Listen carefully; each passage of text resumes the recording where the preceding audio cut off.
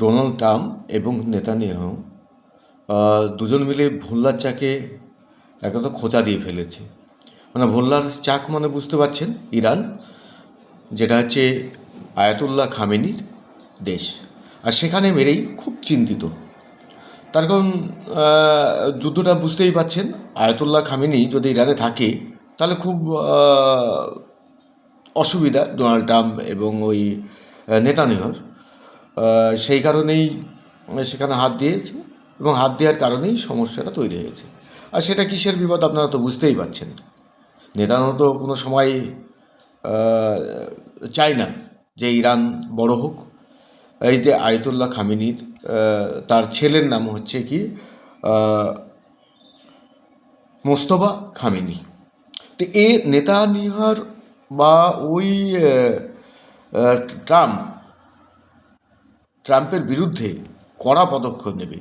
সেই হিসাবেই মোস্তফা খামেনিকে চায়না দেশের প্রধান হোক এই আমেরিকা বা নেতানিয়াহু, এরা চায় না।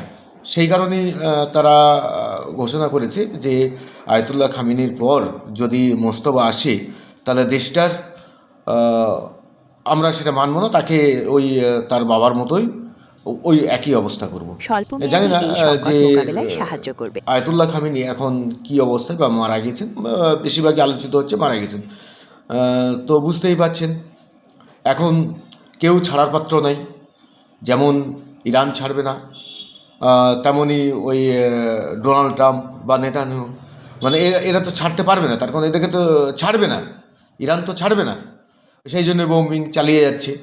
আর সবচেয়ে আরেকটা বিষয়, ওই যে সাইডের যেমন সৌদি, কাতার বা এই ধরনের দেশগুলো, আমেরিকার যে ঘাঁটি আছে সেগুলোকে হামলা করবে কি ইরান, স্বাভাবিক। তার কারণ এখানে তো আমেরিকার যে ক্ষয়ক্ষতি বা পাবলিকের কম হবে, কিন্তু ক্ষতি হবে ওই আরব আর ওই যে দেশগুলো তাদের ঘাঁটি আছে।